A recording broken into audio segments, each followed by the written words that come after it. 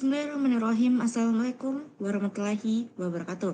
Perkenalkan, kami dari kelompok 7 yang beranggotakan 4 orang dengan saya sendiri sebagai moderator, yaitu Syakira Metsa Salsabila, dan 3 pemateri teman kelompok saya, yaitu yang kedua Saudari Nur Asifa, yang ketiga Saudari Putri Ayu Aulia, yang keempat Saudara Kelvin Surya Putra. Hari ini kami akan melakukan presentasi dengan tema kelompok kami yaitu keamanan IoT yang berjudul Menjaga Privasi di Tengah Lautan Perangkat IoT. Apa itu IoT? IoT adalah Internet of Things.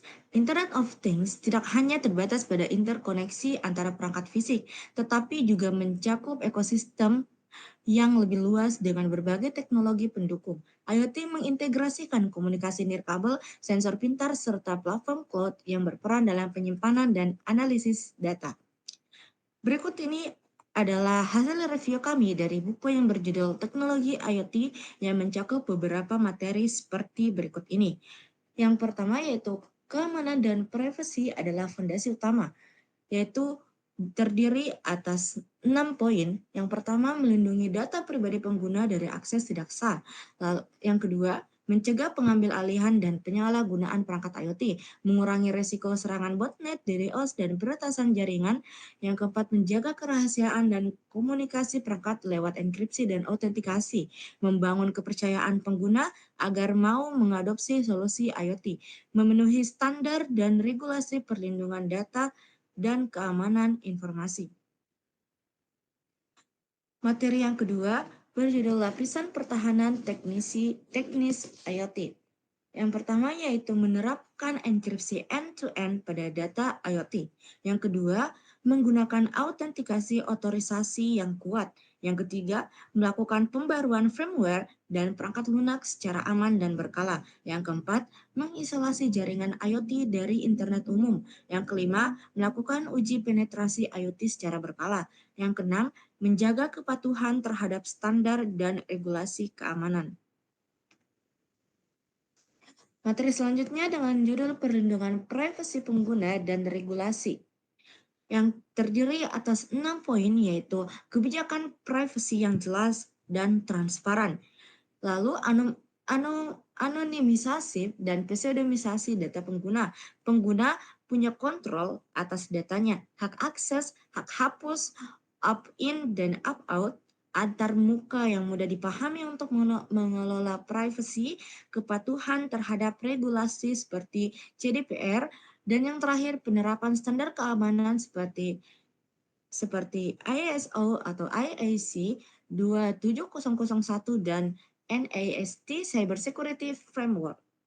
Untuk pemateri selanjutnya akan dibacakan oleh teman rekan saya, pemateri atas nama Saudari Nur Asifa, saya persilakan. Baik, terima kasih atas kesempatannya moderator. Di sini saya akan melanjutkan penjelasan materi yaitu tentang implementasi proyek IoT secara praktis. Nah, di sini ada beberapa tahap. Yang pertama itu mendefinisikan masalah. Ini itu dilakukan untuk mengetahui masalah apa yang ingin diselesaikan agar solusinya itu dibuat benar-benar sesuai kebutuhan. Kemudian ada sensor, aktuator, dan board IoT. Ini itu pemilihan sensor atau aktuator yang cocok. Kemudian lanjut ke rangkaian, kemudian program, terlihat pula ada internet atau cloud, kemudian monitor the result. Ini itu kayak seluruh komponennya itu dirangkai sehingga sensor dan perangkatnya itu bisa berkomunikasi dengan baik. Lalu setelah rangkaian siap itu perangkat dihubungkan ke internet. Lalu tahap akhirnya itu membuat program untuk mengatur cara perangkat bekerja dan memastikan hasil pembacaan sensornya itu dapat dimonitor secara real time. Slide selanjutnya. Nah, kemudian selanjutnya yaitu arah masa depan dan studi kasus nyata IoT. Nah, untuk studi kasus nyata IoT-nya ini ada 3. Yang pertama itu integrasi IoT dengan AI atau ML dan Edge fog computing, kemudian ada pemanfaatan jaringan 5G untuk skala besar, kemudian penggunaan blockchain untuk keamanan dan kepercayaan data IoT. Di sini tuh kedepannya pasti IoT akan semakin kuat dengan teknologi seperti blockchain yang membantu meningkatkan keamanan dan integritas data. Selain itu, pasti integrasi IoT itu dengan AI dan machine learning itu akan membuat perangkat mampu menganalisa data dan mengambil keputusan otomatis. Kemudian ada penggunaan edge dan fog computing itu semakin penting untuk mempercepat pemrosesan karena data diolah lebih dekat ke perangkat. Kemudian untuk arah masa depan IoT ini ada 3. Seperti itu, IoT pasti akan digunakan dalam smart home untuk otomatisasi rumah, kemudian di bidang kesehatan atau healthcare itu seperti pemantauan pasien secara langsung, lalu di bidang pertanian itu untuk memantau kondisi lahan dan mengatur penyiraman secara otomatis. Next.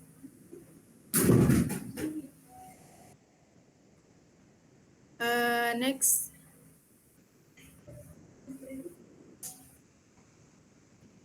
Nah, selanjutnya masuk ke bagian audit. Nah, untuk hasil audit dari kelompok kami itu objek auditnya yaitu website multi bracelets. Ini itu adalah platform e-commerce gelang milik kelompok 8. Nah, di sini dalam audit ini kami memeriksa website multi bracelets ini itu digunakan untuk menjual gelang secara online, di mana website ini itu memiliki halaman utama seperti beranda, koleksi perhiasan, bantuan, tentang, dan kontak. Kemudian website ini itu menyediakan formulir kritik dan saran serta kontak, di mana pengguna dapat memasukkan data seperti nama dan email.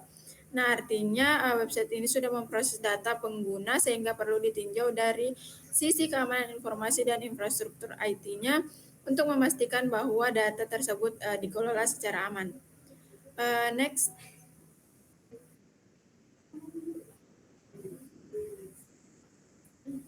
Kemudian tujuan audit kebijakan keamanan informasi ini itu tujuannya untuk memastikan bahwa sistemnya itu mengikuti standar dan regulasi yang berlaku. Seperti ini ada 3 poin yaitu verifikasi kepatuhan terhadap kebijakan standar keamanan, ISO 27001 dan regulasi yang terkait. Nah, kemudian identifikasi kerentanan dalam pengelolaan keamanan, mencakup prosedur dan kontrolnya. Ini itu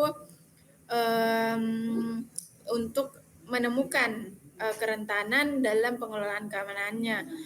Kemudian di bagian terakhir itu evaluasi efektivitas kontrol keamanan dalam melindungi sistem. Ini itu mengevaluasi apakah kontrol keamanan yang diterapkan itu sudah bekerja dengan efektif dalam melindungi sistem dan data pengguna atau belum. Baik, itulah pemaparan materi dari saya. Saya kembalikan kepada moderator. Baik, itulah tadi pemaparan materi dari Saudari Nur Asifa. Selanjutnya, materi selanjutnya akan dibawakan oleh pemateri Saudari Putri Ayu Aulia. Kepada pemateri saya persilahkan.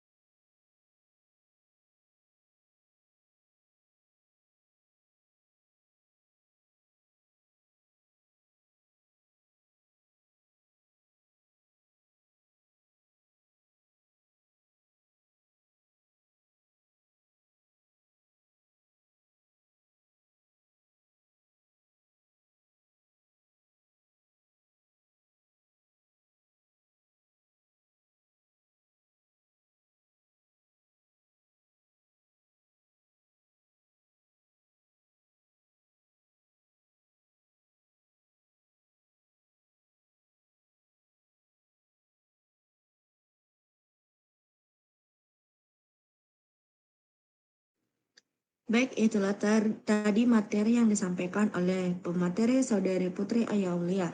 Selanjutnya materi selanjutnya akan dibawakan oleh pemateri Saudara Kelvin Surya Putra. Kepada pemateri saya persilahkan.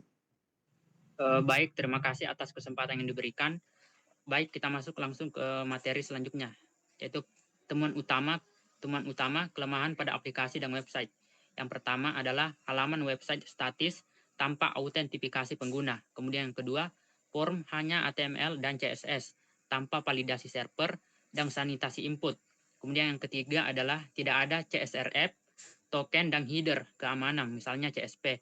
Kemudian yang keempat, berpotensi terkena XSS, spam, dan phishing saat terhubung ke backend. Next slide.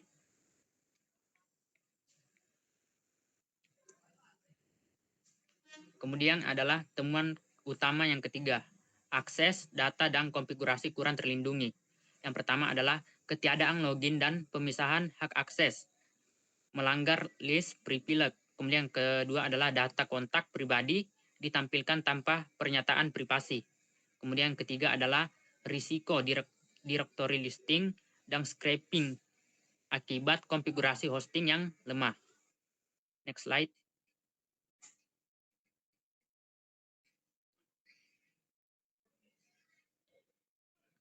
Temuan utama, tidak ada logging dan monitoring. Yang pertama adalah tidak ada mekanisme logging, aktivitas dan insiden.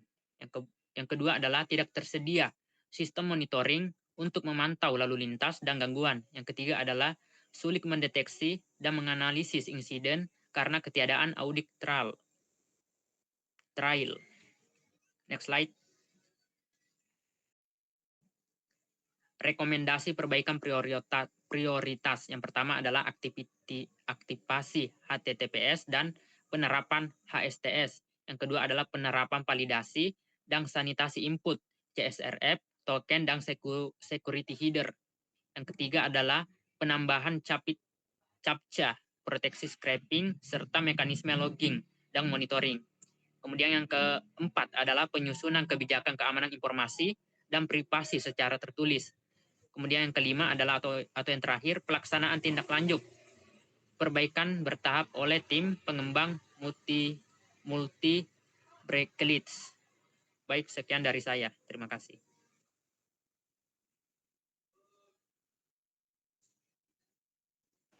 Baik, itulah tadi materi terakhir yang disampaikan oleh pemateri Saudara Kelvin Surya Putra. Itulah tadi materi dari kami. Kurang dan lebihnya mohon maaf. Saya pamit undur diri. Assalamualaikum warahmatullahi wabarakatuh.